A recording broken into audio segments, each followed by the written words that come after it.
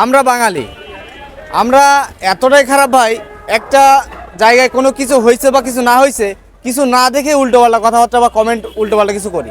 আসসালামু আলাইকুম ভিউয়ার্স, এই মুহূর্তে আমি আছি, দেখতে পাচ্ছেন আমার পিছনে কেউ আছে নাভারন ডেয়ারি।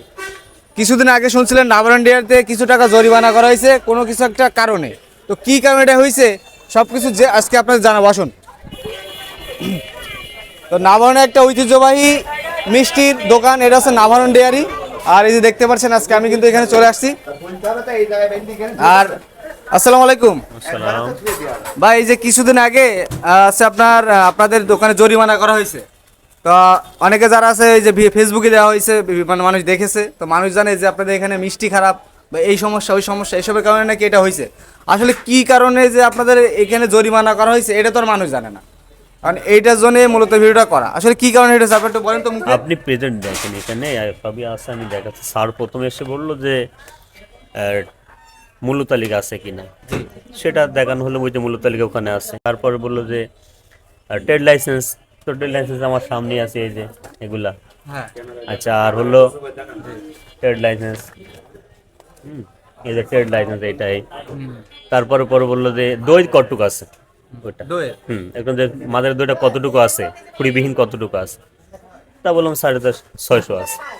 ঠিক আছে, স্যার বুঝতে পারছে যে মাপটা ঠিক আছে। পর বললো এই দইটা কতটুকু আছে, বললাম এটা 700 আছে। তো স্যার সেটাও বললো ঠিক আছে। তারপর বললো যে আপনার এই যে ঘি বিক্রি করছেন, এটা কি বিএসটি করা আছে?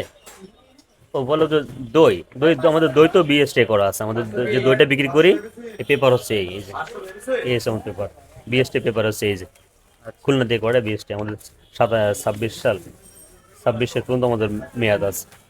দই বিএসটি করা। তারপরে হলো এবার বললো যে ঘি থেকে বিএসটি করা আছে। বললাম যে স্যার এটা করা হয় নাই, আমরা এটা করার জন্য পুরোনো পেপারটা ঠিক করছি, হয়তো দু এক মিনিট করে ফেলবো। তা বলছে এটা কেন করেন নাই, এটা আপনার হলো আপনি দোষ সাব্যস্ত। তো এই হলো আমার বললো আমি দোষ সাব্যস্ত এইখানে। কিন্তু আমার সাংবাদিক ভাইরা যা লিখছে, এবার আপনি এটা দেখেন স্যার যে হলো আমাদের জরিমানা করলো, কি কারণে করলো, আপনি এবার দেখেন ওটা। সো ভিউয়ার্স দেখেন, আমাদের সাংবাদিক ভাইদের বা কি বলবো, দেখেন এখানে কি কারণে আপনার জরিমানা করা হয়েছে আপনার সেটা উল্লেখ করেন।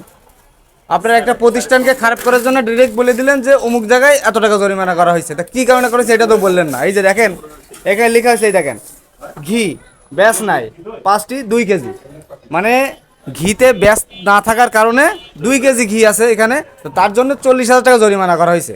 এখানে মিষ্টির কোনো খারাপ কিছু বলা হয়নি, মিষ্টি সব কিছু ঠিকঠাক, কিন্তু আমাদের সাংবাদিক ভাইরা এমনভাবে লিখছে যেন মনে হচ্ছে যে এখানকার মিষ্টি খারাপ বা মিষ্টি ভেজাল।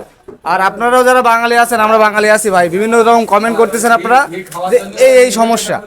আসলে ভাই একটা জিনিস দেখেন কোন কারণে এই জিনিসটা হয়েছে।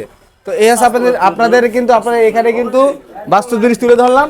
আসলে কি কারণে এই যে সব কিছু কিন্তু দেখা যাচ্ছে, ঠিক আছে, যে ঘির সিল নাই, বিএস করা নাই, তার জন্য আর কি মনে করেন যে এই জরিমানাটা করা হয়েছে। তো এখানকার মিষ্টি ঐতিহ্যবাহী একটা মিষ্টি, অনেক ভালো। আপনারা যারা নাভারনবাসী আছেন তারা তো জানেন। আর এখানে আপনাদের মিষ্টি দোকান কত বছর ধরে আছে? প্রায় 18 বছর। প্রায় 18 বছর ধরে আছে। তো এই পর্যন্ত আপনাদের মিষ্টি কেউ খারাপ বলতে পারেনি আমার জানা মতে।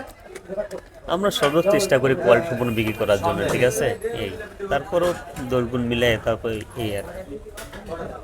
তো যাই হোক, ধন্যবাদ আপনাকে। তো আমরা কিন্তু শুনলাম যে আসলে কি কারণে এই জরিমানাটা করা হয়েছে। যারা ভিডিওটা দেখছেন, ভিডিওটা বেশি বেশি শেয়ার করবেন। তো সবাই ভালো থাকবেন, খোদা হাফেজ।